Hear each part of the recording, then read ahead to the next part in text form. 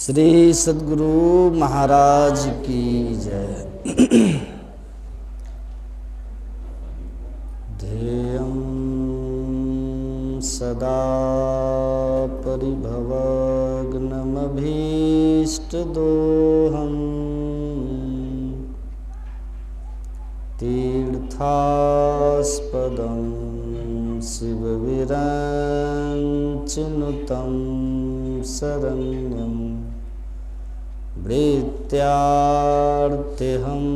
प्रणतपाल भवाब्धिपोतं वन्दे महापुरुष ते चरणारविन्दम् अखण्डानन्दबोधाय शिष्यसन्तापहारिणे सच्चिदानन्दरूपाय रामाय गुरुवे नमः।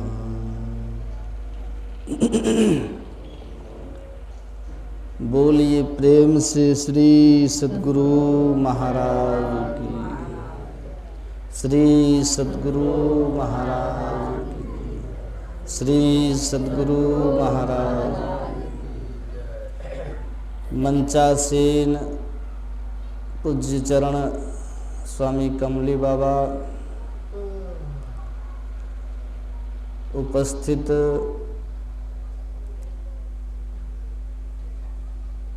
सत्संग प्रेमी सज्जन वृंद, माताओं तथा बहनों,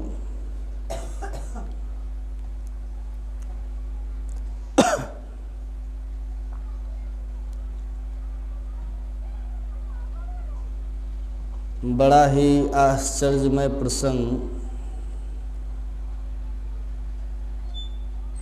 श्रीमद् भागवत महापुराण में भागवत के महात्म्य में पढ़ने को और सुनने को मिलता है।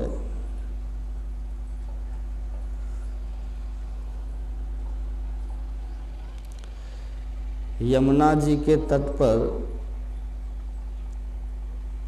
नारद जी ने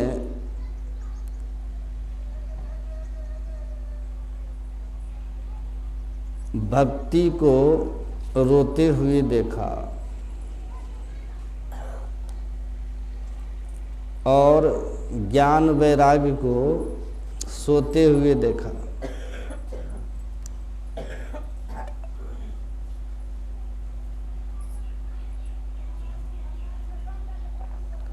राम कथा में आप लोग सुने होंगे, भगति तात अनुपम सुख मूला, अब मिले ही जो संत हो ही अनुकूला। भगवान श्री राम लक्ष्मण जी से कहते हैं कि हे भाई, मेरी भक्ति अनुपम सुख की जड़ है। जब जीवन में संत अनुकूल हो जाते हैं, प्रसन्न हो जाते हैं, तब वह भक्ति प्राप्त होती है। भगति स्वतंत्र सकल सुख खानी, बिनु सत्संग न पावहीं प्राणी। भक्ति स्वतंत्र है और समस्त सुखों की खानी है। सब सुख सब आनंद भक्ति से प्राप्त होते हैं। प्रजाओं को उपदेश देते हुए भगवान श्री राम ने, आपने कल सुना था, सुलभ सुखद मार्ग यह भाई, भक्ति मोरि पुराण श्रुति गाई। भक्ति का मार्ग सुलभ है, सुखदायक है। पिता से पुत्र को दुख हो सकता है, संभव है। पुत्र से पिता को कष्ट हो सकता है, संभव है। भाई से भाई को कष्ट हो सकता है, संभव है। पति से पत्नी को, पत्नी से पति को दुख हो सकता है, संभव है। मित्र से मित्र को दुख हो सकता है, संभव है। धन से वैभव से दुख हो सकता है, संभव है। लेकिन भगवान का वचन है भक्ति से कभी दुख नहीं हो सकता, ये असंभव है। भक्ति से जब भी मिलेगा तो सुख ही मिलेगा। भगति तात अनुपम सुख मूला, अनुपम सुख की जड़ भक्ति है। जिस भक्ति की इतनी महिमा है, जिनसे समग्र सुख प्राप्त होते हैं, उसी भक्ति को नारद जी ने यमुना जी के तट पर रोते हुए देखा। क्यों? जो भक्ति खुद रो रही है, उस भक्ति के द्वारा संसार को सुख कैसे मिलेगा? मिलेगा। भक्ति आर्तनाद कर रही है, रो रही है। कितना आश्चर्यमय प्रसंग है, ध्यान से सुनिएगा। सर्वत्र ये सुनने को मिलता है, भक्ति करने से सुख मिलता है, भक्ति से आनंद मिलता है। आज भक्ति यमुना जी के तट पर रो रही है। क्यों रो रही थी? ज्ञान वैराग्य के लिए रो रही थी। ज्ञान जीर्ण हो चुका है, वैराग्य जीर्ण हो चुका है। दोनों मूर्छित पड़े हुए थे। इसलिए ना, इस प्रसंग से ये जानने में आता है भक्ति तभी सुखदायिनी आपकी हो सकती है जब भक्ति ज्ञान से संयुक्त हो। भक्ति आपकी तब सुखदायिनी होती है जब भक्ति आपके वैराग्य से संयुक्त हो। ज्ञान वैराग्य से हीन जो भक्ति करते हैं वो सुखदायिनी नहीं हो सकती है। ज्ञान पूर्वक वैराग्य पूर्वक जो भक्ति की जाती है उसी से सुख मिलता है। ज्ञान वैराग्य से हीन भक्ति से सुख और आनंद कभी प्राप्त नहीं होता।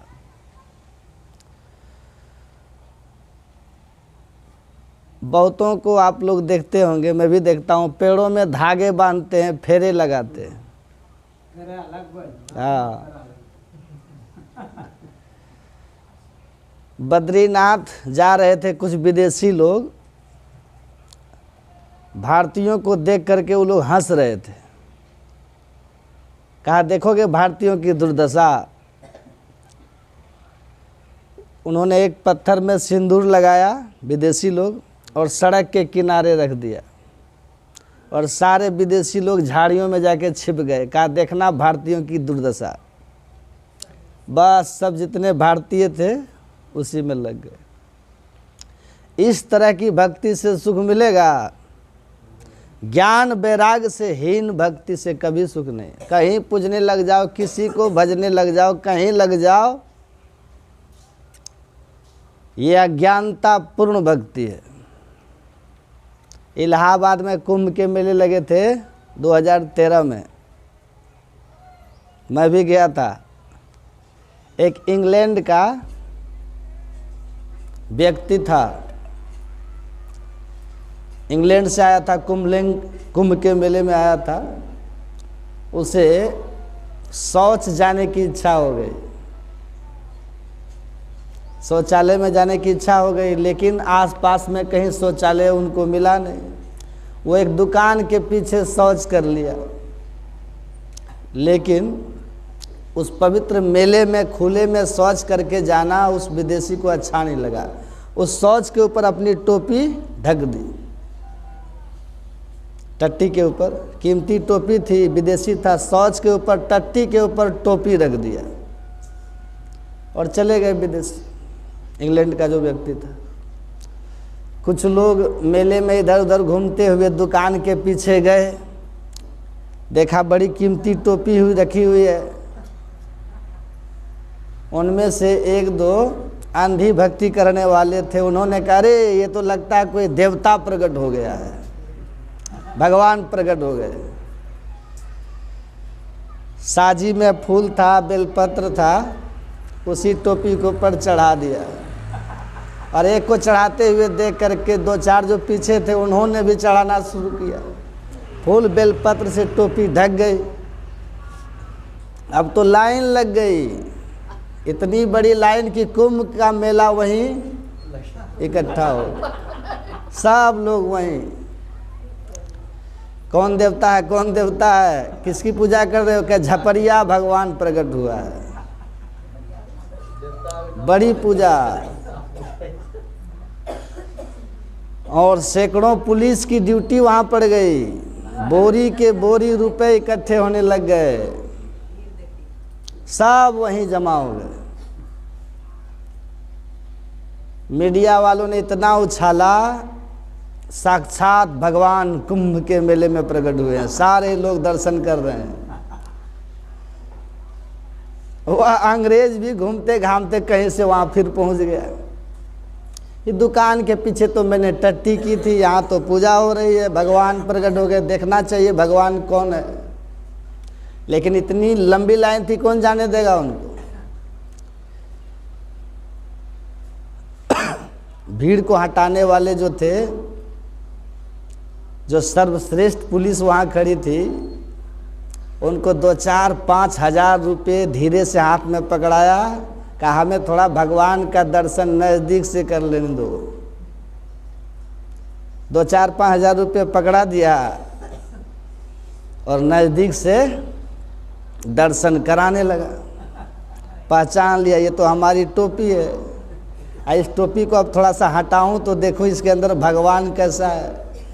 जैसे टोपी को हटाया तो टोपी के नीचे टट्टी थी। तब लोगों ने कहा हे भगवान, यहाँ ये दुर्दशा लोगों की है। क्या दुर्दशा है? टट्टी तक को भी यहाँ के लोग पूजने लग जाते हैं। पेड़ पौधे पत्थर को पूजे, ये कौन बड़ी बात। इस तरह की भक्ति जो है कलयुग में रोती रहती है। ज्ञान वैराग्य से हीन जो भक्ति है वो रुदन करती है। ज्ञान पूर्वक भक्ति होनी चाहिए, वैराग्य पूर्वक भक्ति होनी चाहिए। एक ठग महात्मा था, वो घोषणा करा दिया, मीडिया को कुछ पैसे दिया और घोषणा करवा दिया कि हम 8 दिन के अंदर शिव जी को यहाँ प्रकट करेंगे। दुनिया में लहर फैल गई।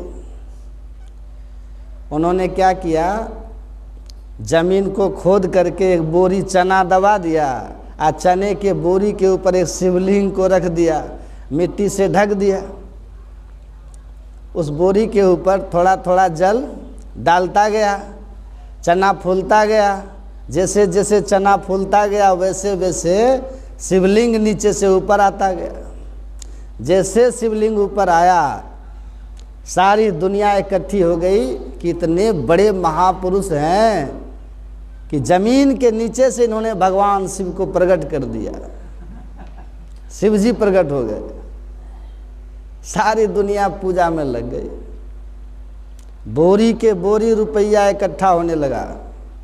कई एक बोरी रुपए को उन महात्मा ने इकट्ठा कर लिया। लेकिन महात्मा को तो पता था अब तक तो चना फूल रहा है तो शिव जी बाहर आ रहे हैं, और जब सड़ेगा चना तो शिव जी भीतर भी जाएंगे।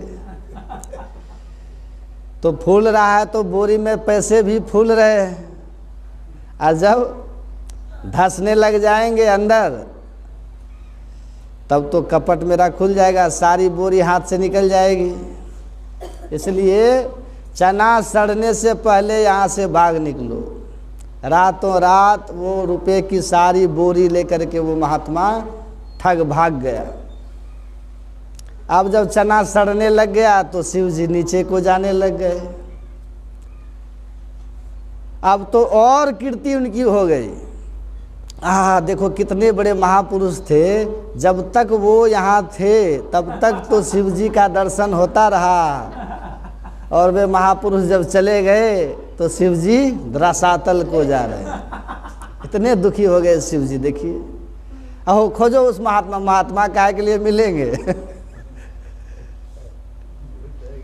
तब किसी ने सोचा, अरे इस शिव जी यहाँ से प्रकट कैसे हुआ, नीचे क्यों जा रहे हैं, एक बार खुदाई करके तो देखो। खुदाई करके जब देखा तो चना के बोरी के ऊपर शिवलिंग रखा हुआ। सही घटना है। कुंभ में ऐसे बहुत आपको मिलेंगे, समझे ना, जाके देखिएगा, तमाशा देखिएगा कुंभ में क्या क्या तमाशे होते हैं, कहाँ कहाँ से लोग किस किस रूप में आते हैं, अब बोरी बांध बांध करके वहां से जाते हैं। 70 ताले लगे हुए थे, 1.25 मन लोहे की जंजीर से शरीर जकड़ा हुआ था एक महात्मा का, कुंभ के मेला इलाहाबाद में। मीडिया वालों ने इतना प्रचार किया उसका, आधा कुंभ उन्हीं के पास पहुंच गया था। किसी ने कहा कि चलिए ना देखते हैं, हम बोले पिछले जन्म में हाथी होगा इसलिए जंजीर से जकड़ा हुआ। मत जाइए, ये आडंबर है, पाखंड है। भक्ति जो है प्रकट जब हो जाती है ना, भक्ति का जब प्रदर्शन होने लगता है तो वो भक्ति भक्ति नहीं रह जाती, उसका नाम आडंबर हो जाता है, उसका नाम पाखंड हो जाता है। भक्ति का प्रदर्शन या आडंबर कहलाता है, पाखंड कहलाता है। भक्ति तो इतनी गुप्त चीज है कि कोई बिरले पुरुष ही जान पाते हैं। भक्ति को गोपनीय रखना है। ज्ञानमय भक्ति, वैराग्यमय भक्ति जो होती है ना, वो अत्यंत गोपनीय होती है। किसी को पता नहीं चलता कि आप क्या कर रहा है ये आदमी। सिख धर्म के 9वें गुरु गड्ढा खोद करके साधना करते थे, 9वें गुरु, और पाखंडी लोग 9वीं गद्दी पर बैठने के लिए 22 गद्दी लगा लगा करके बैठे हुए थे। श्री चंद्र जी महाराज ने श्रापित कर दिया था, साधना की पराकाष्ठा पर पहुंचे बगैर जो इस गद्दी पर बैठेगा उसको कुष्ठ रोग की बीमारी हो जाएगी। तो गद्दी पर बैठना तो सब चाहता था, लेकिन साधना में पूर्णता थी नहीं, इसलिए सब अलग अलग से गद्दी बना बना करके बैठ गए थे। गद्दी वहाँ खाली थी। बड़ा भारी इतिहास है, सुनाने की कोई ज़रूरत नहीं है। कहने का भाव ये है, अंततः उसी महात्मा को उस सिंहासन पर बैठाया गया जो गड्ढा खोद करके भजन कर रहे थे। उनको लोग तेगा तेगा कहते थे। वही सिख धर्म के 9वें गुरु हुए गुरु तेग बहादुर जी महाराज। भक्ति तो अत्यंत गोपनीय चीज है। पलटू ऐसी प्रीति कर परधन चाहे चोर, 8 पहर निरखत रहे जैसे चंद चकोर। चोर को यदि कोई चोरी करते हुए देख लेगा, चोरी के लिए जाते हुए देख लेगा, तो वो चोरी कर पाएगा? नहीं कर पाएगा। उसी तरह से भक्ति करते हुए यदि आपको दुनिया देखेगी तो आप भक्ति में आगे नहीं बढ़ पाएंगे। फिर तो वरदान देने में लग जाएंगे, रिद्धि सिद्धि दिखलाने में लग जाएंगे। जैसे दिखलाने में लग गए वैसे भक्ति खत्म, अब प्रदर्शन शुरू हो जाएगा। तो भक्ति तो अत्यंत गोपनीय चीज है। भक्ति का जब प्रकटीकरण होता है, प्रदर्शन होता है, तब वो आडंबर कहलाता, वो पाखंड कहलाता है। वो पाखंडमय भक्ति, ज्ञान वैराग्य से हीन भक्ति, वो रुदन करती है। अर्थात उस भक्ति को प्राप्त करके भक्तों का रोना धोना कभी नहीं छूटता। भक्ति क्या रोएगी? भक्ति को रोना क्या है? भक्ति कोई व्यक्ति है क्या जो रोती है? ज्ञान से हीन जो भक्ति की जाती है, वैराग्य से हीन जो भक्ति की जाती है, ज्ञान वैराग्य से हीन भक्ति से जो है उससे सुख और शांति नहीं मिलती। भक्त सब दिन रोते ही रहता है और रो ही रहा है। बहुत लोग भगत लोग घूमते हैं, देखते हैं ना, बाबा शांति नहीं मिलती, बाबा सुख नहीं मिलता है। हरिद्वार गए, ऋषिकेश गए, वृंदावन गए, मथुरा गए, सब जगह गए, सब जगह जाकर के भक्ति किए, और फिर भी रोना धोना नहीं छूटता है। क्यों? भगवान का वचन झूठ हो गया क्या? भगति तात अनुपम सुख मूला, अनुपम सुख की जड़ मेरी भक्ति है। उस भक्ति को करते हुए भी आपका रोना धोना नहीं छूट रहा है। तो कौन भक्ति कर रहे हो? वही रोने वाली भक्ति। जिस भक्ति से रोना धोना सदा के लिए समाप्त हो जाता है, वो भक्ति तो ज्ञान की पराकाष्ठा पर पहुँचे हुए संत से प्राप्त होती है। इसीलिए कहा मिले जो संत होय अनुकूला। वो भक्ति, जिस भक्ति से जन्म जन्म का रोना समाप्त हो जाता है, वो सुखदायिनी भक्ति, अनुपम सुख की जड़ भक्ति, वो स्वतंत्र भक्ति कहाँ मिलेगा? संत की कृपा से प्राप्त होती है, संत की शरण में आने से प्राप्त होती है, परम ज्ञानी महापुरुष की शरण में आने से प्राप्त होती है। इसीलिए तो भगवान ने अर्जुन से कहा था, तद विधि प्रणिपाते न परिप्रश्नेन सेवया उपदेक्षन्ति ते ज्ञानम ज्ञानिनस् तत्वदर्शिनः। अर्जुन, किसी तत्वदर्शी ज्ञानियों के पास जाओ, वहाँ जाने से सुखदायिनी भक्ति का उपदेश मिलेगा। कहीं लग जाओ, किसी के पीछे पड़ जाओ। एक लड़का बहुत लड़के को नहर में कूद कूद करके स्नान करते हुए देखा, जोश आ गया, ये भी कूद गया। तैरने के लिए जानता था नहीं, डूबने लगा, चिल्लाने लगा।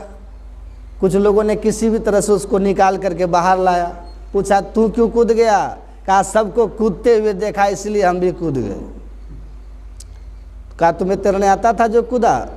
कहा, तैरने के लिए तो आता नहीं था, लेकिन कूदते हुए देख करके जोश आ गया। मूर्ख, उनको तैरने आता था, कूद रहा, तू क्यों देखा देखी कूद गया? ऐसे ही बहुत लोग हैं, सब कर रहे तो हम भी कर रहे, सब जा रहे तो हम भी जा रहे हैं। ये अज्ञानमय भक्ति है, ये सुखदायिनी नहीं होती। संत के पीछे चलिए, संत की शरण में जाइए, संत को अनुकूल बनाइए, संत को प्रसन्न कर लीजिए।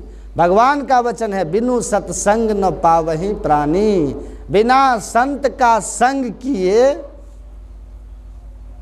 सुखदायिनी भक्ति प्राप्त नहीं हो सकती। बिना संत को प्रसन्न किए, अपना अनुकूल बनाए, सुखदायिनी भक्ति नहीं मिल सकती। भक्ति करते रहिएगा। कबीर साहब ने तो कह दिया, संत सम्राट हैं संत कबीर साहब। भक्ति सब कोई करे, अपनी अपनी जानकारी के मुताबिक भक्ति सब कर रहे हैं। भक्ति सब कोई करे, भरम ना टरे। भक्ति जंजाल दुख द्वंद भारी, ब्रह्म चिन्हे नहीं भ्रम खोजत फिरे। ज्ञान के नेत्र क्यों फोड़ डारी। ब्रह्म की पहचान नहीं और इधर से उधर भटक रहे। बिनु सत्संग न पावहि प्राणी। अनुपम सुख जड़ की तो मेरी भक्ति है, लेकिन हे लक्ष्मण, बिनु सत्संग न पावहि प्राणी। बिना संत का संग की भक्ति मिल ही नहीं सकती। यमुना जी के तट पर भक्ति रुदन कर रही थी। क्यों? धन का अभाव हो गया था भक्ति को। भक्ति को धन की जरूरत है क्या? भक्ति का बेटा मर गया था, बेटी की जरूरत है बेटे को। भक्ति का मकान टूट गया था क्या? क्यों रो रही थी? भक्ति से हीन जो ज्ञान वैराग है, वो भी सदैव जड़ ही बना रहता है। वो भी समझ लीजिए, ज्ञान वैराग भी जड़ है, भक्ति नहीं है। तो ज्ञान वैराग से जो भक्तिहीन जो भक्ति है, वो भक्ति रोती रहती है। उस भक्ति से दुख नहीं मिटता, वो भक्त सब दिन रोते रहता है। और दूसरी बात, लगे हाथ ये भी समझ लीजिए, भक्ति से हीन जो ज्ञान और वैराग है, वो अज्ञान वैराग भी सब दिन जड़ ही बनाए रखता है आदमी को। आदमी में चैतन्यता नहीं आती। ज्ञान तो बहुत जानता है, उपदेश में कोई कसर नहीं है। वैरागी का बाना भी बहुत तरह से पहन रखे हैं, लेकिन यदि जीवन में भक्ति का अभाव है, तो भक्ति से हीन जो ज्ञान वैराग है, वो आडंबर में परिवर्तित हो जाती है। ज्ञान में कोई कसर नहीं, समस्त शास्त्रों में निष्णात है।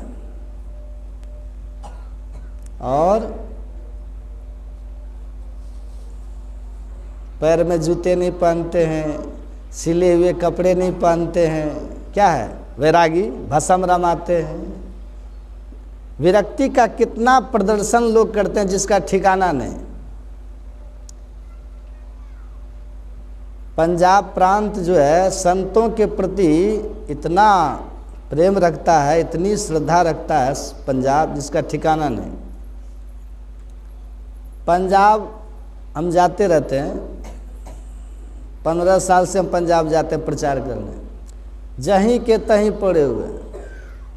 लेकिन उसी पंजाब में लंगोटी लगाकर रसन की पूजा होती है। सांचे का कोई ग्राहक नहीं, झूठे जगतपति जी। एक महात्मा जी थे, बड़े त्यागी थे। उनके त्याग वैराग को देख करके एक सदगृहस्थ ने भी वैराग का भेष बना लिया और चिमटे गाड़ करके धुना रमा दिया। बड़ा त्यागी बन गया। जो आए 10-20 रुपये चढ़ाए, चिमटे से उठाकर उसी के सामने फेंक दे, ले जा, इसकी हमें कोई ज़रूरत नहीं, हटा। जो चढ़ाए उन्हीं को पैसे लौटा दे। बड़ी ख्याति हो गई। पैसे लेते नहीं ये महात्मा, छूते ही नहीं, फेंक देते।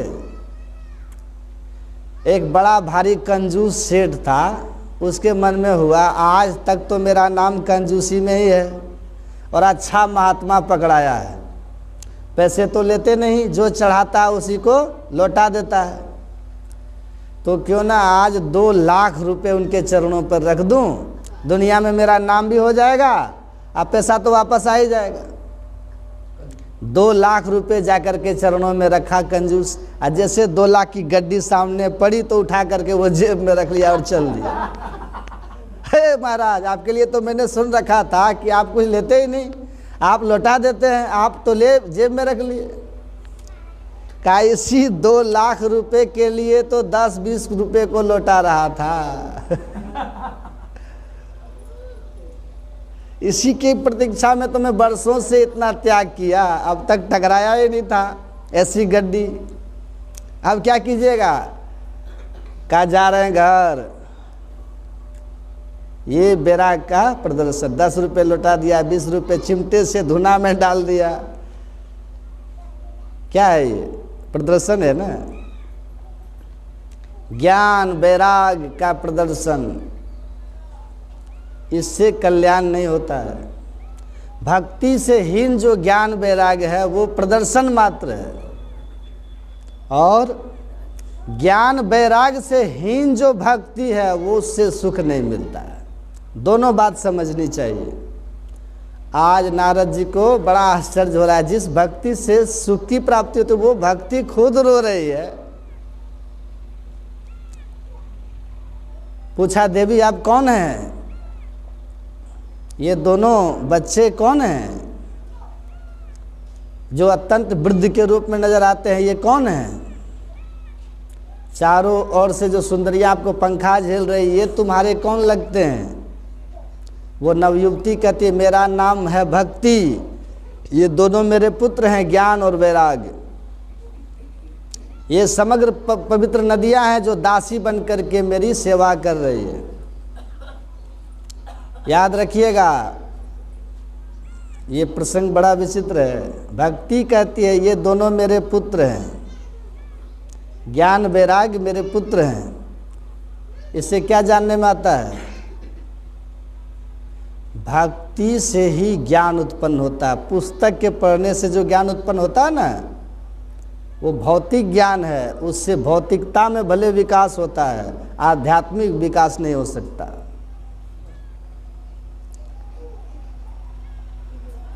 भक्ति से ज्ञान उत्पन्न होता है। भक्ति करते करते तब ज्ञान उत्पन्न होता है, जिस ज्ञान से मोक्ष प्राप्त होता है। ज्ञानान मोक्षमवाप्नोति तस्मात् ज्ञानम परात् परम। ज्ञान से मुक्ति मिलती है, इसलिए ज्ञान सबसे बढ़कर है। भक्ति करते करते तब ज्ञान की उत्पत्ति होती है। भक्ति से ज्ञान उत्पन्न होता है। पुस्तक से ज्ञान नहीं हुआ आज तक किसी को। पुस्तक पढ़ करके ज्ञानी तो बहुत लोग हो गए हैं, लेकिन कर्म देखे जाते हैं तब पता चलता है। काम क्रोध मद लोभ का जब लग घट में खान, अकह मूरख कह पंडिता दोनों एक समान। झूठ बोलिए रहे, चोरी करिए रहे, छल कपट करिए रहे, शराब सिगरेट सब पी रहे, सारे दुष्ट कर्म तो करिए रहे, कौन सा ज्ञान है ये? अपने हाथ से अपने भोजन में जहर मिला के कोई खाए उसको ज्ञानी कोई कहेगा? उसी तरह से अपने आप से ही दुखमय कर्मों को कोई कर रहा है। सबको पता है कर्म का भोग सबको भोगना पड़ता है। फिर ज्ञान की परिभाषा यह है? नहीं, अपने आप से ही जिस कर्म से भविष्य में दुख होंगे उन कर्मों को लोग किए जा रहे हैं, भोजन में जहर मिला रहे हैं। यथार्थ में पुस्तकों को पढ़ने से ज्ञान नहीं होता, ज्ञान तो भक्ति करने से होता है। जिस ज्ञान से शाश्वत सुख की प्राप्ति होती है, मुक्ति की प्राप्ति होती है, भगवत स्वरूप की प्राप्ति होती है, वो ज्ञान तो भक्ति से उत्पन्न होता है। इसलिए ज्ञान को भक्ति का पुत्र बताया है। भक्ति करने से ज्ञान उत्पन्न होता है और भक्ति करने से भी वैराग्य उत्पन्न होता है। भक्ति करने से ही। रामकृष्ण वचनामृत में एक प्रसंग है। एक सज्जन थे,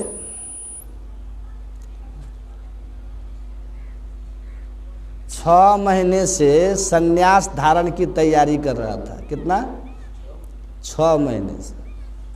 उनकी बहन जो थी वो अपने पति से कहती है, मेरे भाई तो 6 महीने से संन्यास की तैयारी में लगे हुए हैं। कहा 6 महीने से तैयारी कर रहे हैं? कहाँ सबका त्याग करने वाले हैं। कभी बाजार से कमंडल खरीद के ले आते हैं, कभी खड़ाम खरीद के ले आते हैं, कभी आसनी खरीद के ले आते हैं, कभी भस्म ले आते हैं, कभी चंदन ले आते हैं। आप घर छोड़ने वाले हैं, त्याग करने वाले मेरे भैया। उनके पति ने कहा तुम्हारा भाई कभी भी सन्यासी नहीं बनेगा। 6 महीने से त्याग की तैयारी होती है, कहीं ऐसे सन्यास होता है? कहा तब कैसे त्याग होता है? कहा देखना चाहती हो, रोगी तो नहीं ना? कहा नहीं दिखलाइए तो कैसे त्याग होता है। सब कुछ खोल करके फेंक दिया, गए तो गए रह गए, कभी वापस नहीं। कहा ऐसे त्याग होता है। एक नया बाण लगा हुआ महात्मा था, संत पलटू साहब के सामने से गुजर रहा था। संत पलटू साहब ने कहा कहाँ जा रहे हो? कहा घर छोड़कर जा रहा हूँ, स्त्री को भी छोड़कर जा रहा हूँ। कहा अच्छा छोड़कर जा रहे हो? उपदेश दिया, यार फकीर तू पड़ा है किस ख्याल में? 5 25 संग 30 नारी, 5 तत्व 25 प्रकृति से बना हुआ तुम्हारा तो ये शरीर है, साथ में ही है। 5 25 संग 30 नारी, 30 के कारणे भीख है मांगता, एक ने क्या तकसीर पारी। दास पलटू कहे खेल ये ना बदो, जब छूटे 30 तब छोड़ प्यारी। इस देह गेह की आसक्ति जब छूट जाएगी तो हड्डी और मांस की जो मूर्ति है स्त्री, वो तो अपने आप छूट जाएगी। साथ में भी रहिएगा तो कुछ होने वाला नहीं। शुष्क काष्ठ में करंट लगता है? नहीं लगता है। उसी तरह से वासना की आर्द्रता भजन के द्वारा जब समाप्त हो जाती है, तब 1000 स्त्री भी चिपकी रहे उनकी देह में तो उनका कुछ भी नहीं बिगड़ता है। भगवान श्री कृष्ण की देह में तो 16,108 सुंदरियां चिपकी रहती थी, और फिर भी भगवान श्री कृष्ण परीक्षित को जीवित करते समय कहा था, यदि मैं जीवन में झूठ नहीं बोला हूँ,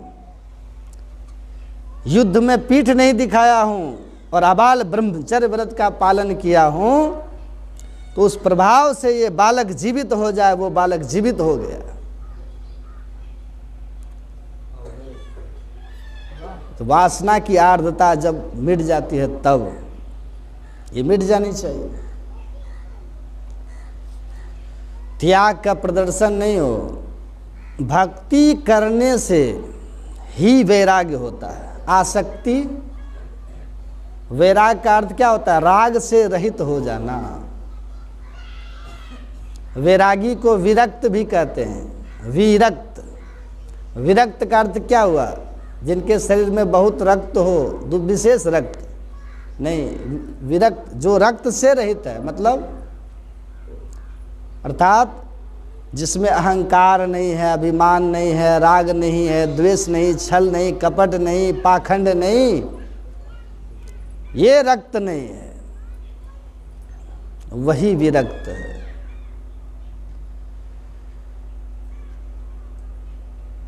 भक्ति से हीन जो ज्ञान है, भक्ति से हीन जो वैराग्य है, वो किसी काम का नहीं, वो तो जीर्ण है, वो तो जड़ है, जड़ ज्ञान है, जड़ वैराग्य है। नारद जी ने कहा ये तुम्हारे पुत्र हैं, इसी के लिए रो रही हो? कहा हाँ, मैं नवयुवती हूँ और ये मेरे दोनों पुत्र वृद्ध हो गए। कहा अच्छा, बच्चा हटाइए वहां से।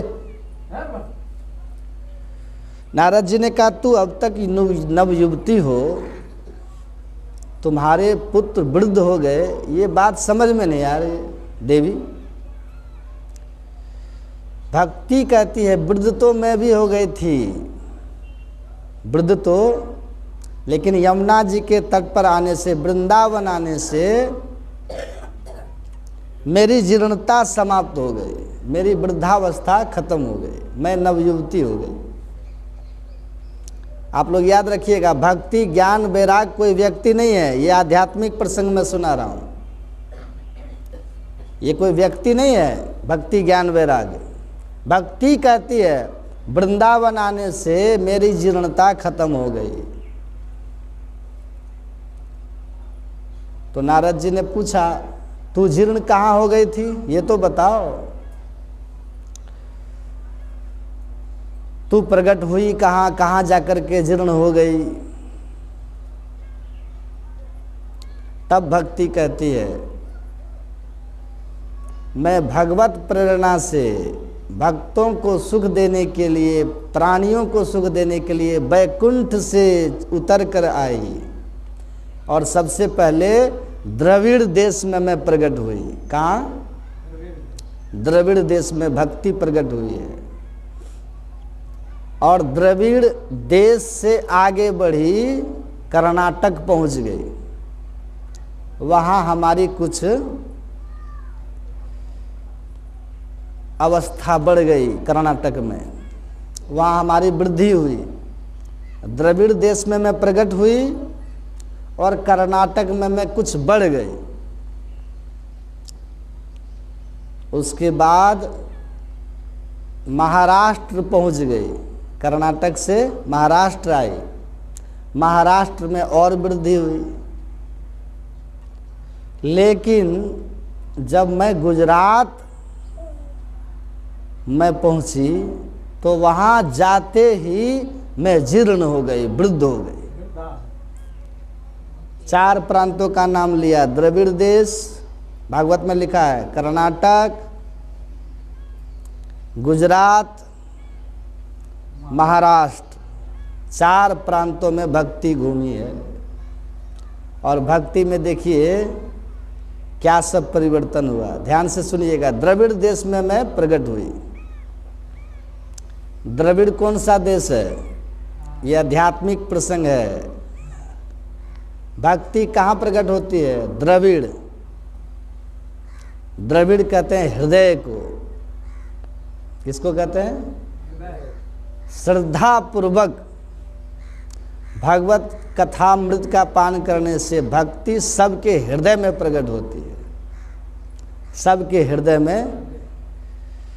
जैसे नदी की अविच्छिन्न धारा विषयों की तरफ से मुड़ करके ईश्वर परमात्मा की तरफ बहने लग जाए, यही उल्टी धारा, यही अंतर्मुखी धारा का नाम है भक्ति।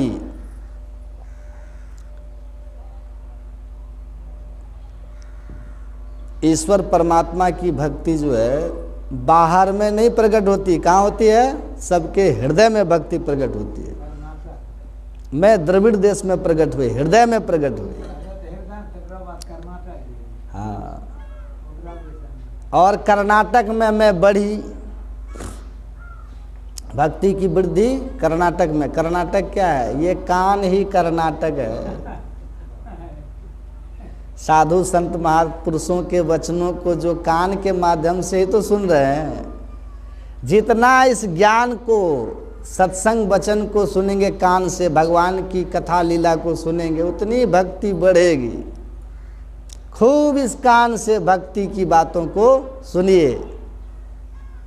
वाणी गुणान कथने श्रवणो कथायाम भक्तो करण सुमस्ता। हे प्रभु, मेरी वाणी कुछ बोलना अगर चाहे तो आपका गुणगान करे, मेरा कान कुछ सुनना चाहे तो आपकी लीला कथा को सुने। कौन कहते हैं? पृथु भगवान कहते हैं, भागवत में पढ़िएगा।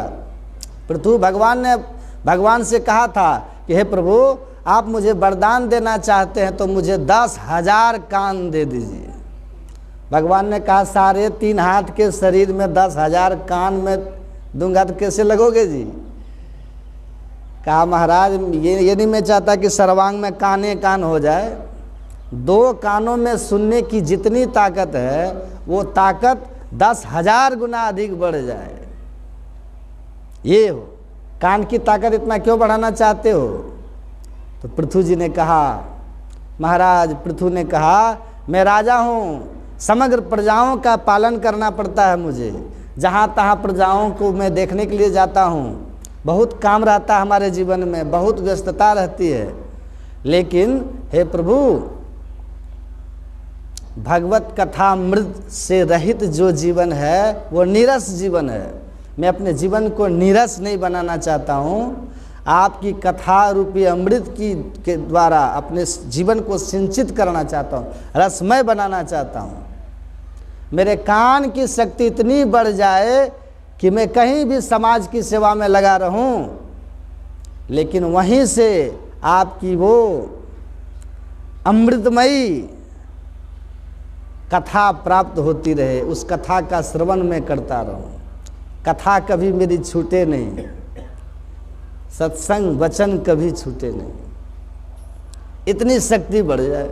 ऐसे ऐसे महापुरुष धरती पर हुए हैं जो भगवान की सत्संग के लिए, कथा के लिए 10,000 कान मांग रहे हैं। हमारी बुद्धि पर पत्थर पड़ी हुई हम लोगों को, जो हम 2 कान से भी सत्संग सुनने को तैयार नहीं है। हम लोग का जीवन कितना नीरस हो चुका है। सत्संग में प्रेम ही खत्म हो गया, जल्दी महाराज आरती करे कि भागें। सत्संग का प्रेम बढ़ता नहीं है। 2 कान से भी घंटे 2 घंटे की कथा भारी पड़ती है। इस कान के माध्यम से सत्संग सुनते सुनते तब भक्ति की वृद्धि होती है, भगवान में श्रद्धा उत्पन्न होती है। ऐसे बैठ जाएगा ध्यान करने के लिए ना, तो कभी भजन में मन नहीं लगेगा, मर जाइएगा भजन करते करते, कभी भजन बनेगा ही नहीं। उद्धव जी से भगवान श्री कृष्ण ने कहा था, मेरे शरीर छूटने से पहले तुम चला जाना बद्रिका आश्रम। क्या करूँगा वहाँ जाके? कहा मेरा ध्यान करना। लेकिन सुनो, ध्यान ऐसे नहीं बनेगा, ध्यान में एकाग्रता ऐसे नहीं आएगी। क्या तब कैसे आएगी? कहा वहाँ साधु संत महापुरुष निवास करते हैं, उनकी शरण में जाकर के मेरी कथा को सुनना। कहा आपकी कथा सुनने से क्या होगा? कहा मत कथा श्रवणे श्रद्धा, मेरी कथा सुनते रहोगे तो मेरे प्रति श्रद्धा उत्पन्न हो जाएगी, और जब मेरे प्रति श्रद्धा उत्पन्न हो जाएगी तभी ध्यान में आपको मन लगेगा, एकाग्रता बढ़ेगी। जिनको आप देखना चाहते हैं ध्यान में, जिनको आप पाना चाहते हैं, उनके प्रति जब तक आपको श्रद्धा नहीं होगी तो कैसे पाइएगा, उनका दर्शन कैसे होगा? तो श्रद्धा उत्पन्न होती है सत्संग सुनने से। मत कथा श्रवणे श्रद्धा, मेरी कथा में जो श्रद्धा रखना। तब मदमुद ध्यान मुद्धव, तब मेरा ध्यान करना, तो ध्यान में मन लगेगा। जिनको पाना चाहते हो, जिनको देखना चाहते हो, उनके विषय में पहले खूब अच्छी तरह से जानो, सुनो, समझो, तब प्रेम उत्पन्न होगा, तब श्रद्धा उत्पन्न होगी, तब विश्वास उत्पन्न होगा, तब भजन में मन लगता है, ऐसे नहीं लगता। उद्धव जी ने कहा 1-2 दिन जाकर के सुनूंगा तो काम हो जाएगा, कहा नहीं, सदा सेव्या श्रीमद् भागवती कथा, निरंतर सेवन करते रहना, निरंतर सेवन करते रहना। कब तक सुनता रहूंगा भगवान आपकी कथा, मैं कब तक सुनता रहूंगा? समय तो बताओ, 2 घंटे सुनूं कि 4 घंटे सुनूं, 7 दिन सुनूं कि 14 दिन सुनूं, कितना? भगवान ने कहा मत कथा श्रवणा दुवाया यावत श्रद्धा न जायते, मेरी कथा तब तक सुनते रहो जब तक मेरे प्रति श्रद्धा नहीं उत्पन्न हो जाए, तब तक सुनते ही रहो, कभी छोड़ना ही नहीं। ध्यान करने से ध्यान नहीं बन जाता है। जिनको आप भज रहे हैं उनके प्रति जब अपार श्रद्धा उत्पन्न होगी तब भजन बनेगा। तो कान के माध्यम से भगवत कथामृत का पान करने से तब भक्ति में वृद्धि होती है, खूब भजन में मन लगेगा, खूब सुनिए सत्संग, फिर ध्यान भी कीजिए, लेकिन साथ साथ सत्संग भी कीजिए। सत्संग इसलिए होता है कि ध्यान में वृद्धि हो, ध्यान में मन लगे।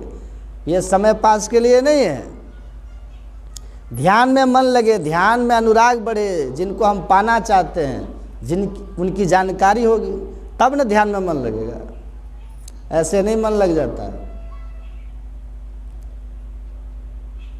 कर्नाटक में बढ़ी, मतलब कान के द्वारा संत वचन सुनने से भक्ति की वृद्धि होती है। उसके बाद भक्ति कहती है, महाराष्ट्र में जाकर के हमारी और वृद्धि हुई।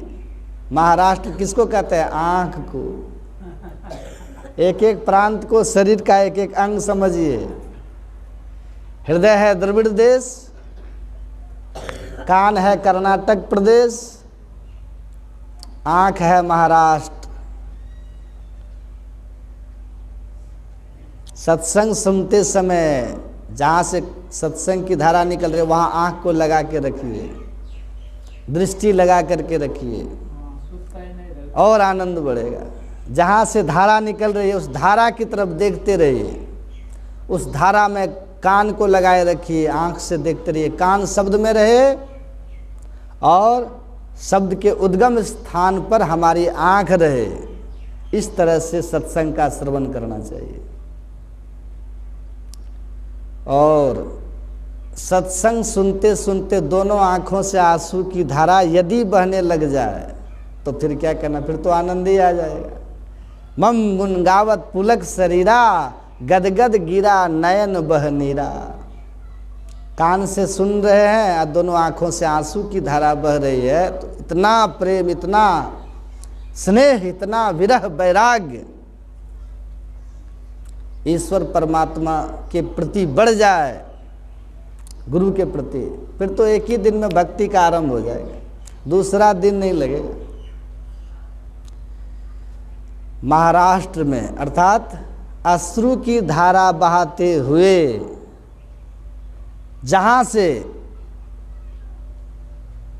सत्संग रूपी अमृत की धारा प्रकट हो रही है, होती है, उन संत के मुखार विंद की तरफ देखते हुए, आंसू की धारा बहाते हुए कान से सत्संग के वचन को सुने, आनंदमय जीवन हो जाएगा।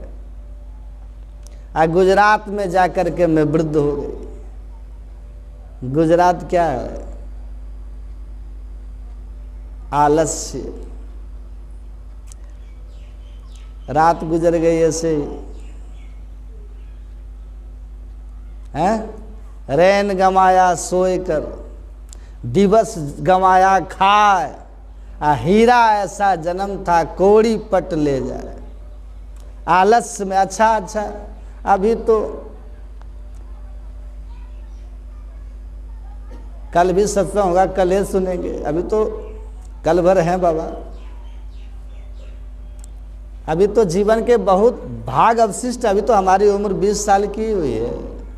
बुढ़ापे में भजन कर लेंगे, नौकरी से रिटायर होंगे फिर भजन में लगेंगे। 60 साल के बाद तो सरकार भी रिटायर करती है, तो ऊपर की सरकार ज्वाइनिंग लेटर भेजेगी आपको। रिटायर जब हो जाएंगे तब कहते हैं भजन करेंगे। भजन करना बहुत सस्ता काम समझते हैं लोग। सस्ता इसलिए समझते हैं कि भजन करने का अब तक ज्ञान ही नहीं हुआ है। भजन का अर्थ यही समझा है कि धागे को पेड़ों में 20 बार लपेट दो, अब पत्थर में थोड़ा सा सिंदूर, थोड़ी सी टिकली साट दो, बस हो गया भजन। इससे बढ़कर और क्या है? कहीं गए फूल अक्षत थोड़ा सा अर्पण कर दिया, भजन हो गया। ज्ञान में भजन तो है नहीं, इसलिए भजन को सस्ता लोग समझते हैं। तुलसीदास जी ने लिखा, रघुपति भगति करत कठिनाई, कहत सुगम करनी अपार, जाने सो जही बनी आई। जिसे भजन बना है, जिन्होंने भक्ति को प्राप्त किया है, उसे पता है कि ये काम कितना कठिन है। 6 महीने के अंदर ही ध्रुव जी महाराज को भगवान का दर्शन हुआ था। बहुत सारे जंगल में रहने वाले महात्मा ने शिकायत किया भगवान से, महाराज भरे हुए को अब भगवान भी भरने लग गए हैं। ये चक्रवर्ती सम्राट उत्तानपाद का बेटा है ना, इसीलिए आपने इसको 6 महीने के अंदर दर्शन दिया है। ये छत्री का बेटा है ना, इसीलिए आपने इसको दर्शन दिया है। हम लोग तो साधारण कुल के हैं, महात्मा हैं, साधारण घर के महात्मा, इसलिए हजारों वर्ष से जंगल में घिस रहे हैं, अब तक दर्शन नहीं हुआ। आप भी थोड़ा सा है भगवान भेद दृष्टि रखने लग गए, इसीलिए इनको आपने जल्दी दर्शन दिया है। तब भगवान ने कहा है ये तो बड़ी आफत खड़ी कर दिया इन लोगों ने। ऋषि मुनियों को साथ लिया, कहो चलो ऋषियों मेरे साथ, मैं दिखाता हूं कि ये ध्रुव कितने जन्मों से मेरा भजन करता रहा, चलो दिखाता हूं। ले गए, एक पहाड़ दिखाया भगवान ने, कहा देखो इस पहाड़ को। ऋषियों ने कहा देख रहा हूं। कहा इस पहाड़ के अंदर क्या है बताओ। कहा मुझे तो पता नहीं।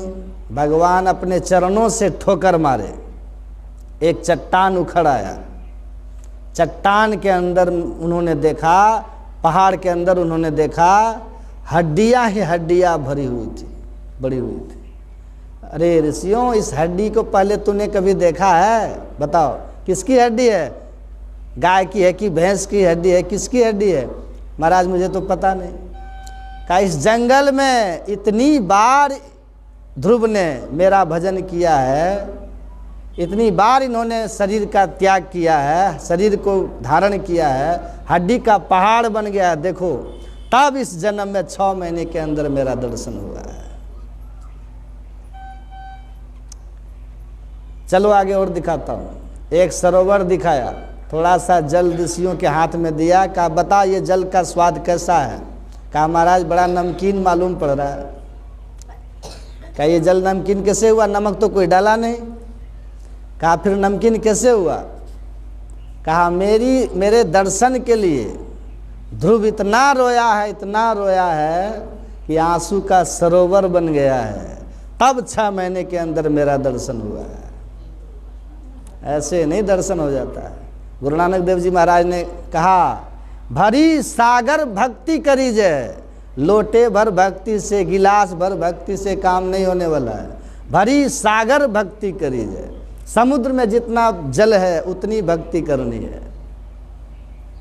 रघुपति भगति करत कठिनाई, सहज नहीं है।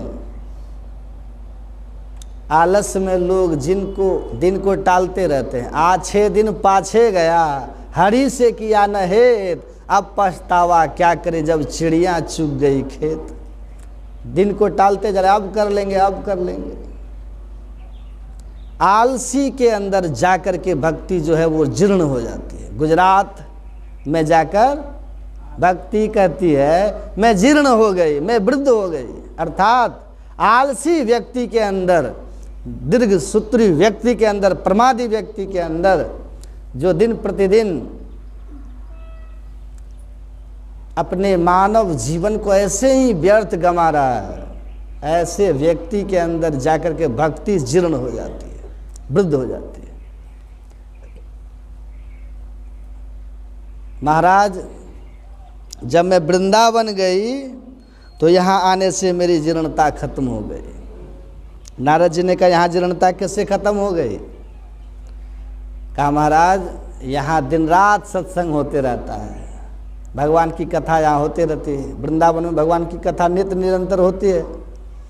कहा, यहाँ आते ही मेरी वृद्धावस्था खत्म हो गई, यहाँ आते ही मेरी वृद्धावस्था खत्म हो गई। भगवान की कथा यहाँ दिन रात होती रहती है, भगवान का गुणगान यहाँ होते रहता है, इसलिए यहाँ आते ही जीर्णता खत्म हो गई। नारद जी ने भगवान से पूछा था, प्रभु आप कहाँ रहते हो? तो भगवान ने कहा, ना हम बसामी बैकुंठे, बैकुंठ में मैं नहीं रहता।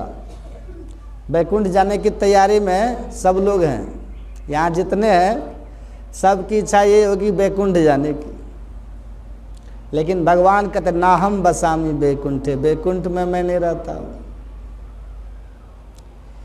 तो योगी नाम हृदय न च, योगियों के हृदय में भी मैं नहीं रहता हूँ। बड़ा योग का द्वंद्व मचा हुआ है ना अभी दुनिया में।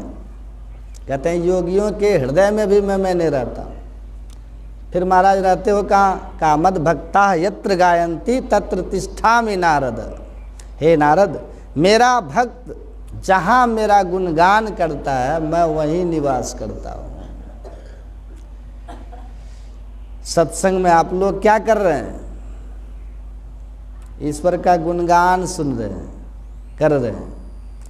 यहाँ इतनी शांति क्यों है? इसलिए कि यहाँ परमात्मा के साथ में अभी हम लोग बैठे हुए हैं। परमात्मा शांति के स्वरूप है, आनंद के स्वरूप है और सुख के स्वरूप है। रोटी से आज तक इतनी शांति नहीं मिली होगी आपको, महल से इतनी शांति आपको नहीं मिली होगी, लड़के बच्चे से इतना आनंद आपको नहीं मिला होगा जितना आनंद की सत्संग में बैठने से, सुनने से मिल रहा है। यहाँ भगवान का निवास है, इसलिए इतनी शांति है, इतना आनंद है, इतना सुख है। देहु सत्संग निज अंग, निज अंग है भगवान का सत्संग। भगवान कहते मैं वहीं रहता हूँ जहाँ मेरा भक्त मेरा गुणगान करते हैं। जहाँ संत मेरो गुण गावे तहाँ करूँ मैं वासा। संत महापुरुष जहाँ मेरा गुणगान करते हैं, हे नारद जी, मैं वहीं पर निवास करता हूँ। 68 तीर्थ संत के चरणन, कोटि गया ओ काशी। सारे तीर्थ हे उद्धव वहीं निवास करते हैं, हे नारद वहीं निवास करते हैं जहाँ संत का चरण पड़ जाता है। तो भगवान का निवास है यहाँ, इसलिए आप लोग को कितना आनंद शांति मिल रहा है। तो जहाँ भगवान की लीला कथा होती है ना, उसी स्थान को वृंदावन कहते हैं। वृंदावन कोई स्थान विशेष नहीं है। यदि स्थान विशेष वृंदावन होता, आज स्थान विशेष पर वृंदावन उत्तर प्रदेश में है ना, वृंदावन गलियों में सुअर घूमते, जाकर के देखिए कितनी गंदगी, कितनी बदबू, जाके देखिए। दुनिया में जितने तीर्थ है ना, पवित्रता के मुकाबले में केवल हरिद्वार है पवित्रता के मुकाबले। सारे तीर्थों में घूमिए, देखिए पवित्रता जहाँ है तो वो हरिद्वार है, उससे बढ़कर पवित्रता कहीं नहीं है। वृंदावन में गलियों गलियों में सुअर घूमता है, सुअर के बिष्ठा पड़ा हुआ है, और वहाँ जाने पर पता चलेगा क्या सब होता है तीर्थों में। भगवान का वचन है, मद भक्ता यत्र गायंती तत्र तिष्ठामि नारद। जहाँ मेरा गुणगान होता है, साधु संत महापुरुष जहाँ मेरा गुणगान करते हैं, जहाँ सत्संग होता है, भगवान की कथा होती है, वही स्थान वृंदावन है। समझ गए? ये वृंदावन है, यही स्थान वृंदावन है।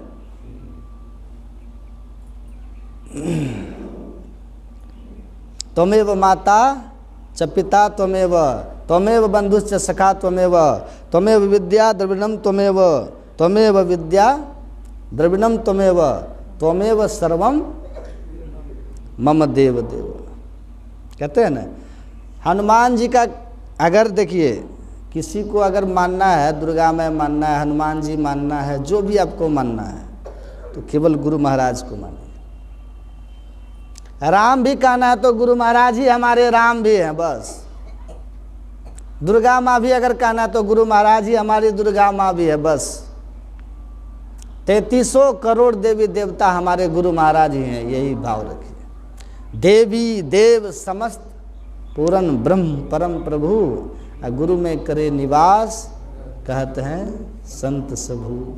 इस बात को गांठ बांध लीजिए और गुरु महाराज के तरफ लग जाइए, देखिए लाभ होता है कि नहीं। और ऐसा जिस दिन हो जाएगा उस दिन तो पूरा यहाँ खीराडी में प्रेम का वर्षा होगा। अभी जो प्रेम का बेमनस्य फैला हुआ है ना, प्रेम का वर्षा हो जाएगा यहाँ। बेमनस्य आपसी वैनस्य के मूल में है गुरु महाराज के प्रति प्रेम का अभाव।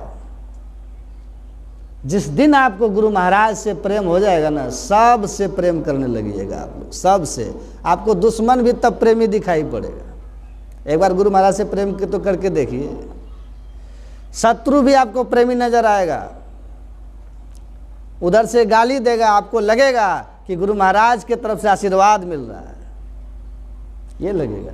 ये प्रेम का लक्षण है। जब तक गुरु महाराज से प्रेम नहीं है तब तक कितनों चतुराई कर लीजिए, कितनों गाल बजा लीजिए, ईर्ष्या द्वेष वैमनस्य का यदि भाव है तो समझ जाइए यही थर्मामीटर है प्रेम को नापने का, कि हमारे भीतर अभी प्रेम जगा नहीं है। जिनके नेत्रों में गुरु महाराज बस जाएंगे उनको दुश्मन